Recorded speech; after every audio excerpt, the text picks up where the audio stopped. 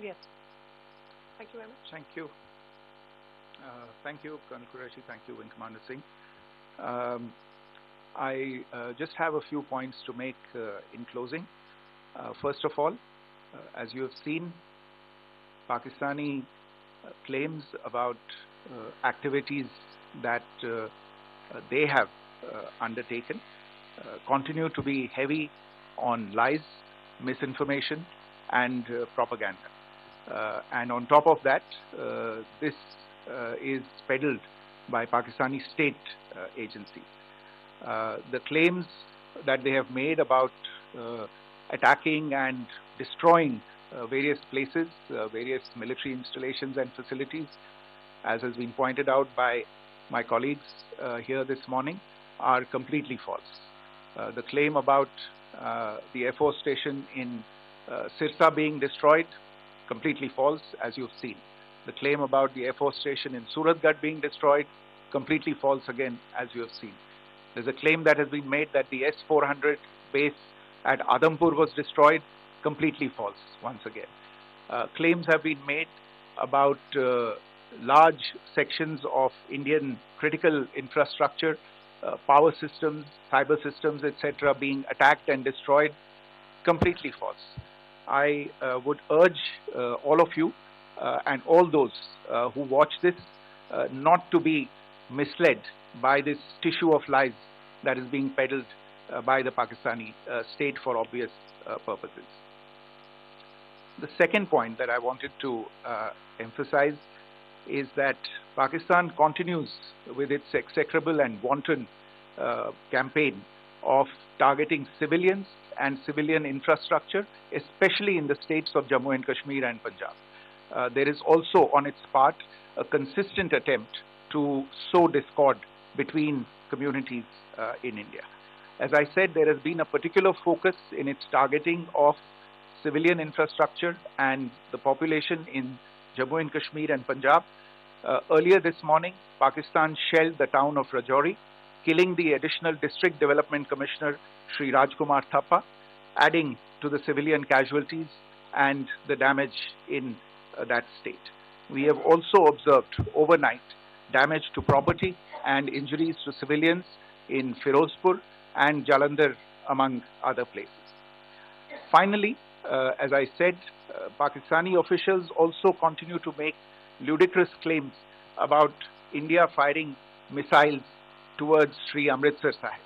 As I said, these lame attempts to divide India are doomed to failure.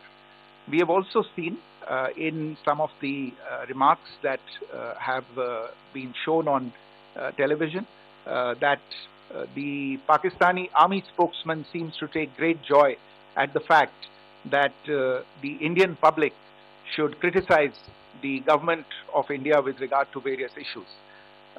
It may be a surprise to Pakistan to see citizens criticizing their own government. That is the hallmark of an open and functioning democracy.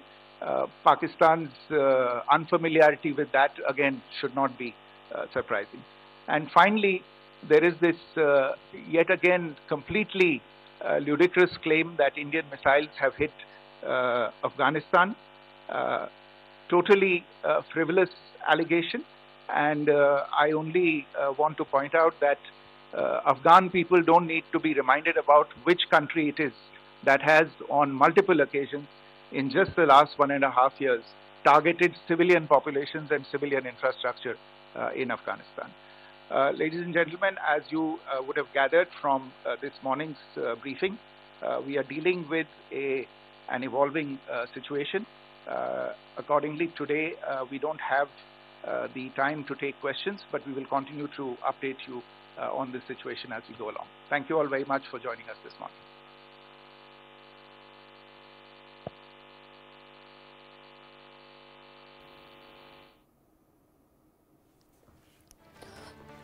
तो यहाँ पर MIA की press briefing हुई और इसमें पूरी तरीके से रात के वक्त जिस तरीके से कार्रवाई की गई है और जिस तरीके से नुकसान पहुंचाने की पाकिस्तान ने कोशिश की है उसके विस्तार से जानकारी दी गई और साथ ही साथ यहाँ पर सबूत के तौर पर तस्वीरें भी दिखाई गई हैं।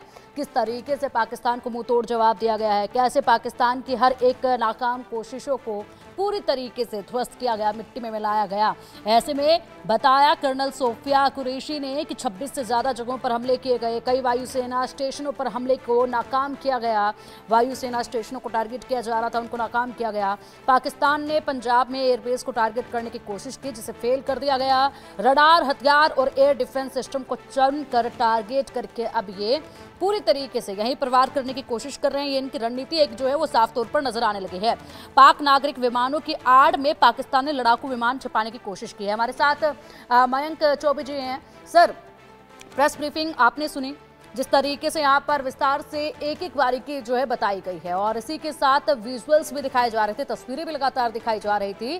पूरी तरीके से कहां पर इनके इरादों को नष्ट किया गया है। सबसे बड़ी बात ये कि एयरबेस को टारगेट करने की कोशिश की गई। अगर आपने प्रेस ब्रीफिंग सुनी होगी, विदेश सचिव श्री विक्रम मिस्री ने उसकी टोन जो है प्रेस ब्रीफिंग की सेट की।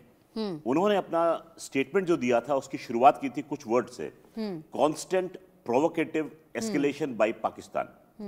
लगातार आप उकसाने की कार्रवाई कर रहे हैं और युद्ध को एक ऊंचे लेवल पर ले जाने की कोशिश कर रहे हैं। ये पाकिस्तान कर रहा है और ये बड़े साफ शब्दों में विदेश सचिव ने हमारे प्रेस को बताया। दूसरी बात उन्होंने ये कही, in response India has taken some steps, यानी कि भारत ने इसके फलस्वरूप कुछ कदम उठाए हैं।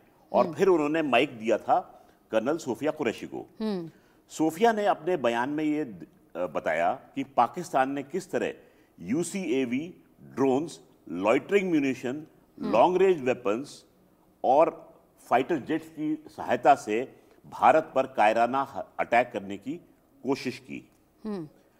अच्छा, मजे की बात यह थी कि उन्होंने पूरे के पूरे इंटरनेशनल बॉर्डर और एलओसी का जिक्र किया कि उन्होंने पाकिस्तान ने श्रीनगर से लेकर नलिया तक के इलाके को एंगेज करने की कोशिश की है। आपको विदित है कि श्रीनगर जो है वो तो जम्मू कश्मीर में है और नलिया जो है वो गुजरात में है। यानी ऊपर से लेकर नीचे तक पूरा पाकिस्तान ने हम पर कायराना हमला करने की कोशिश की।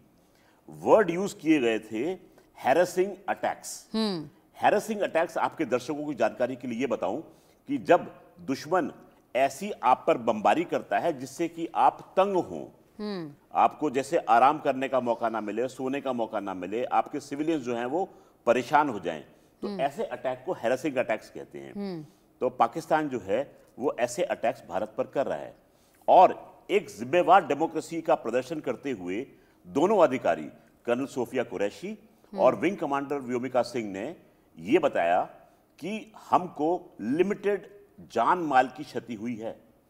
उन्होंने ये बेसिस के नाम गिनकर बताए, पठानकोट, उधमपुर, आदमपुर और भुज का नाम लिया था उन्होंने कि यहां पर लिमिटेड क्षति जो है वो हुई है।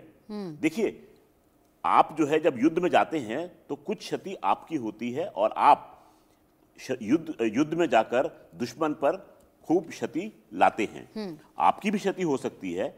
तो भारत ने सच्चाई जो है वो खोल के पूरी प्रेस के सामने रख दी। हमने पाकिस्तान की तरह नहीं किया कि सब कुछ छुपा लिया, हम बहुत फन्ने खा हैं और हमने ये काम कर दिया, नहीं। बिल्कुल, पाकिस्तान तो हर चीज से मुकर जाता है और हर चीज को मुकर कर जिस तरीके से अपने आप को बताता है कि हम बहुत वीर हैं, हमने ये कर दिया वो कर दिया। ऐसे में ये जो पूरी प्रेस ब्रीफिंग हुई है, इससे एक चीज जो है वो समझी जाती है, वो ये कि हम युद्ध नहीं चाहते, लेकिन यदि युद्ध हम पर थोपा जाएगा तो हम हर मोर्चे पर इसका डटकर सामना करेंगे। बिल्कुल वही जो है इस वक्त नजर भी आ रहा है। जिस तरीके से आपने बताया सर कि यहाँ पर कार्रवाई जो की जा रही है कि बिल्कुल भी आराम का मौका नहीं दिया जाए, तो यानी कि ये पहले से ही पूरी तरीके से एक शुरुआती इनकी तरफ से युद्ध की कार्रवाई मान ली जाए तो कुछ गलत नहीं होगा। आगे के लिए ये पूरी तरीके से यहाँ पर इस तरीके का माहौल बनाने की कोशिश कर रहे हैं। प्रेस ब्रीफिंग आपने सुनी, एक एक चीजें इसमें बताई गई हैं, इससे क्या कुछ अंदाजा हो रहा है कि आगे की रणनीति क्या हो सकती है, आगे किस तरीके से? अभी तक हम लोग क्या कर रहे हैं, अभी तक हम लोग अपने आप को बचाने के लिए यहाँ कार्रवाई कर रहे हैं, इनके हमलों को पूरी तरीके से ध्वस्त कर रहे हैं, तो आगे का क्या हो सकता है अब? देखिए पिंकी, ये कार्रवाई जो है इनकी चहुतरफा कार्रवाई चल रही है। आपने नोट किया होगा श्री विक्रम मिश्री ने कुछ शब्दों का प्रयोग किया था।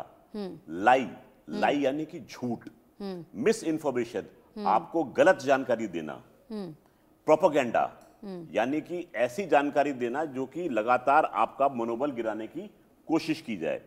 ये सब कार्रवाई जो है वो पाकिस्तान कर रहा है and he used the words peddled by sir एक बार Sophia Qureshi, colonel Sophia Qureshi को सुना देते हैं एक बार फिर से कि क्या कुछ उन्होंने कहा था, उसके बाद आगे इस पर चर्चा हम करेंगे। नमस्कार।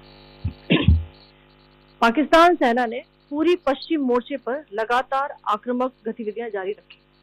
उसमें UCAV drone, long range weapon, loitering munitions और लड़ाकू विमानों का उपयोग कर भारतीय सैन्य ढांचे को निशाना बनाया।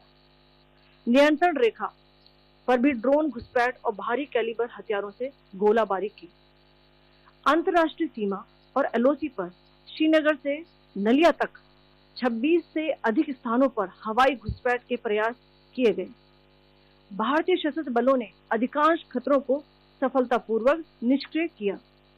फिर भी वायु सेना स्टेशनों पर उधमपुर, पठानकोट, आदमपुर और भुज बठिंडा स्टेशन, इन सब पर उपकरण व पर्सनल्स को हानि पहुंचाई। मैं ये भी बताना चाहती हूँ कि पाकिस्तान ने हाई स्पीड मिसाइल सुबह 1:40 पर इस्तेमाल करके पंजाब के एयरबेस स्टेशन को दागने की कोशिश की। एक निंदनीय और अनप्रोफेशनल एक्ट के तहत पाकिस्तान ने श्रीनगर, अवंतीपुर और उधमपुर के वायु सेना अड्डों पर चिकित्सा केंद्र और स्कूल परिसर को निशाना भी बनाया, जिससे उसके द्वारा सिविल इंफ्रास्ट्रक्चर पर हमला करने की गैर जिम्मेदाराना प्रवृत्ति फिर उजागर हुई। बिल्कुल मयंक सर, देखिए जिस तरीके से एक बार फिर से प्रतिक्रिया हमने सुनी।